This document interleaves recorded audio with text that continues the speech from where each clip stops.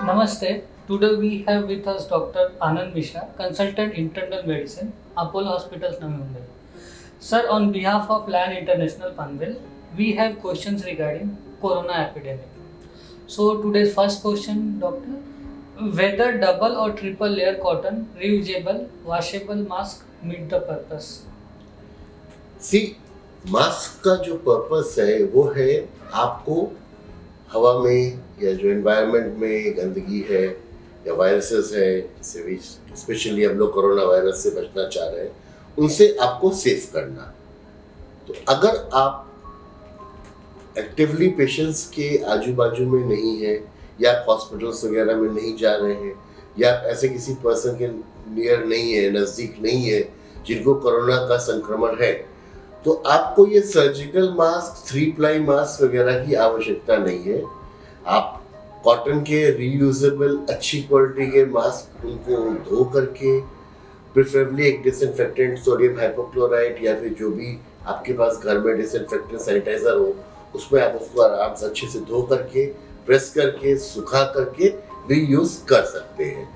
मेरा यहाँ पे एक एडवाइस ये रहेगा कि अब ऐसे सेट के आप सिर्फ एक मास्क मत रखिए बल्कि 3-4 रखिए और उनको धो करके, सुखा के, डिसइंफेक्ट करके, रोटेट करके रखिए। हाँ, तो उससे उनकी लॉन्गेविटी भी बढ़ती है, उनकी इफेक्टिवनेस भी बढ़ती है। हाँ, और आप उसका एकदम बखूबी इस्तेमाल कर सकते हैं। बट अगर आप किसी पेशेंट या हॉस्पिटल में हैं, पेशेंट के नज़दीक हैं या हॉस्पिटल में हैं, या फिर आपके आसपास ऐसा कोई व्यक्ति है जिसको आप नहीं जानते हैं कि उसको कुछ वो है, तो उस समय आपका प्रोटेक्शन का लेवल एक्स्ट्रा होना चाहिए। Okay. And second question, doctor, in public places, people are not observing social distancing. How to come over this issue as no one can sit idle at a home? ये बहुत बड़ा reason है इस समय जो आप देख रहे हैं कि ऑल ओवर इंडिया नंबर्स बढ़ रहे हैं केसेस के, कि लोग सोशल डिस्टेंसिंग के नियम्स का पालन नहीं कर रहे हैं, मास्क वगैरह नहीं पहन रहे हैं, in spite of being repeatedly reminded by the authorities. देखिए, तब ये तो सेल्फ डिसिप्लिन की बात है, ठीक है। इसका इंतजाम करना, इसका पालन करना, ये सबकी इंडिविजुअल रिस्पॉन्सिबिलिटी है। आपको जिंदगी भर लॉकडाउन में नहीं रखा जा सकता है। आपका हर aspect of life from morning to evening can not be dictated और गवर्नड और ओवरसीन बाय अ अथॉरिटी। तो ये सेल्फ डिसिप्लिन का यूज बहुत ज़रूरी है, इसको इम्प्लीमेंट करना ही है। और जो लोग ना कर रहे हो उनको प्यार से समझाया जाए और उनको इसका इम्पोर्टेंस बताया जाए, क्योंकि हम जिंदगी भर आपसे घर पे रहने को नहीं कह सकते हैं। ओके सर, जो असिम्टोमेटिक पेशेंट है उनको होम क्वारंटाइन या अपोलो हॉस्पिटल से ऑनलाइन कंसल्टेशन की कुछ सुविधा है sir?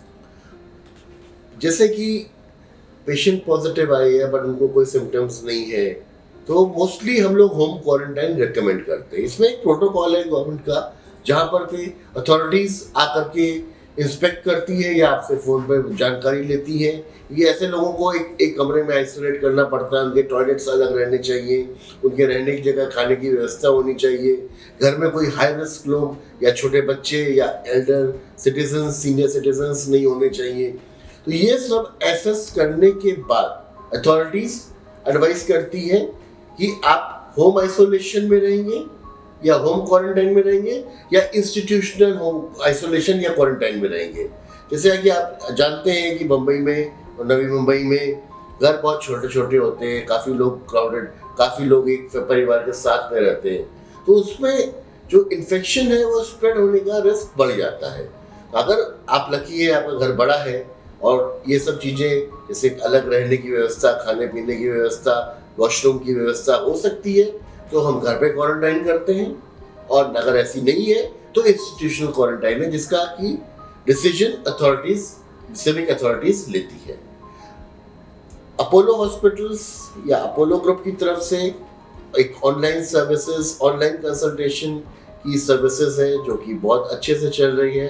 It has been over now 4-5 months, ठीक है, जिसमें आप घर में बैठे हुए ही आप हमारे जो स्पेशलिस्ट हैं उनसे आप कंसल्टेशन लिंक कर सकते हैं, टेस्ट वगैरह के बारे में पूछ सकते हैं, जानकारी ले सकते हैं, जो भी आपके डाउट्स हैं।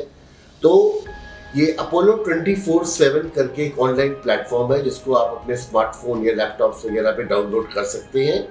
एंड वी रिकमेंड कि अगर बहुत ज़्यादा सीरियस चीज़ नहीं हो तो आप ऑनलाइन कंसल्टेशन करके अपनी कंडीशंस वगैरह एसेस करवा लीजिए और फिर जैसा डॉक्टर कहे उस हिसाब से आप उन चीज़ों का पालन कीजिए। सर नेक्स्ट क्वेश्चन है आज का हमारा। सर अगर कोई पेशेंट है उसको सिम्टम्स आ रहे हैं तो उनको कोविड एंटीबॉडी टेस्ट सर करना चाहिए क्या सर? और उसका सर एक्यूरेसी कितना है कोविड एंटीबॉडी टेस्ट का? नहीं, देखिए ये जो है जिसको सिम्टम्स है या जिसको डाउट है कोरोना का उनके लिए एंटीबॉडी टेस्ट नहीं है। उसके लिए जो टेस्ट है वो या तो कोरोना एंटीजन टेस्ट है जो रैपिड टेस्ट एक नया लॉन्च हुआ है, या अपना जो टाइम टेस्टेड है RT-PCR test which is done with nasal swab या फिर ओरोफेरिंजियल स्वैब, वो टेस्ट डायग्नोसिस के लिए होता है। जो अभी लेटेस्ट गाइडलाइंस है उस हिसाब से जो रैपिड एंटीजन टेस्ट है उसका रिजल्ट आधे घंटे से 1 घंटे के अंदर आ जा सकता है, ठीक है। और जबकि RT-PCR जो हम स्वाब लेते हैं उसका रिपोर्ट आने में 24 आवर्स लगते हैं। गाइडलाइंस ये कहती है कि अगर antigen test rapid antigen test positive है तो पेशेंट को पॉजिटिव मान के ही ट्रीटमेंट दिया जाता है। अगर एंटीजन टेस्ट नेगेटिव है तो फिर हम पेशेंट का PCR टेस्ट करते हैं। टेस्ट नेगेटिव आने के बाद PCR टेस्ट नेगेटिव आने के बाद फिर आगे जांच की जरूरत नहीं है। रही बात एंटीबॉडीज की, एंटीबॉडीज लेवल बॉडी में जब कोरोना का इन्फेक्शन हो जाता है तो एंटीबॉडीज उसके बाद डेवलप होती है, वो पहले नहीं आती है। तो वो बॉडी में 20 से 25 दिन के बाद एविडेंट होती है, ठीक है। तो जो उनकी जो सिग्निफिकेंस है वो अलग है कि आपको संक्रमण किसी का अगर IgG एंटीबॉडी टेस्ट कोरोना का पॉजिटिव है तो इसका सिग्निफिकेंस ये है पेशेंट को कोरोना हो चुका है, पेशेंट रिकवर हो चुका है, उसके बॉडी में उसके लिए एंटीबॉडीज है। अब इसके आगे की जानकारी कि वो एंटीबॉडीज कब तक कवर करेंगी, कब तक प्रोटेक्ट करेंगी या उनको उससे कितना हमको फायदा होगा, वो सब चीज़ें अभी भी अंडर इन्वेस्टिगेशन है। बट डायग्नोसिस के लिए एंटीबॉडी टेस्ट नहीं है।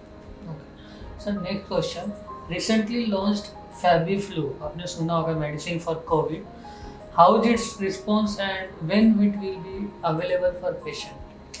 फैबीफ्लू आराम से अवेलेबल है और हम लोग पेशेंट्स पे यूज़ भी कर रहे हैं। हमारे ICU में और वार्ड्स में पेशेंट्स को हम दे भी रहे हैं। उसका इंडिकेशन भी है कि जिन पेशेंट्स को हल्के या हल्के से मध्यम या माइल्ड टू मॉडरेट सिम्टम्स वगैरह है वहाँ पे इसका यूज़ है और उसकी डोजेस हैं, कुछ साइड इफ़ेक्ट्स वगैरह रहते हैं। मेडिसिन शुरू करने के पहले इंफॉर्मेशन और इन्फॉर्म कंसेंट ली जाती है, ठीक है। लेकिन इसका जो है अवेलेबिलिटी और जो सप्लाई है that is only institutional as of now, over the counter drug ये नहीं है एज ऑफ नाउ, और इसको अंडर सुपरविजन ही लेना चाहिए। अपने मन से खरीद के इसका यूज नहीं करना चाहिए। सर आज का लास्ट क्वेश्चन है, when soon vaccine available for covid, please share your opinion on this.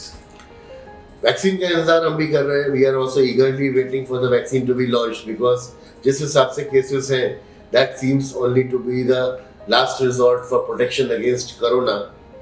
Vaccines में जैसा कि आप लोग न्यूज़ वगैरह में देख रहे हैं काफ़ी कुछ काम हुआ है, काफ़ी कुछ काम चल रहा है और इसके जो फेजेस ऑफ ट्रायल हैं जैसे मैं आपको कहूँ फेज़ 1, फेज़ 2, फेज़ 3, फेज़ 4 होता है, ठीक है। तो बहुत अर्ली स्टेजेस में है। एक टाइम पीरियड रख पाना उसको कि कब तक अवेलेबल होगी डिपेंड करता है कि वो फेजेस के जो ट्रायल है फेज़ 1, 2, 3 वो सक्सेसफुल होते हैं कि नहीं होते हैं। कोई वैक्सीन फेज़ 3 में पहुंच के फेल होती है, कोई वैक्सीन का ट्रायल फेज़ 1 में ही फेल हो जाता है। तो as we come to know the results of the phase trials तब तक उसका एक डेडलाइन बताना, एक उसको कब तक वैक्सीन अवेलेबल होगी उसको प्रेडिक्ट करना थोड़ा सा मुश्किल है। But anything between 6 to 8 months जिस हिसाब से डेटा है next year early first half में एक्सपेक्टेड हम मान के चल रहे हैं। इससे पहले हो जाए तो और भी अच्छा है। थैंक यू डॉक्टर, आपका जो सजेशन था बहुत अच्छा था and I will say to all our viewers thank you very much doctor. Thank you.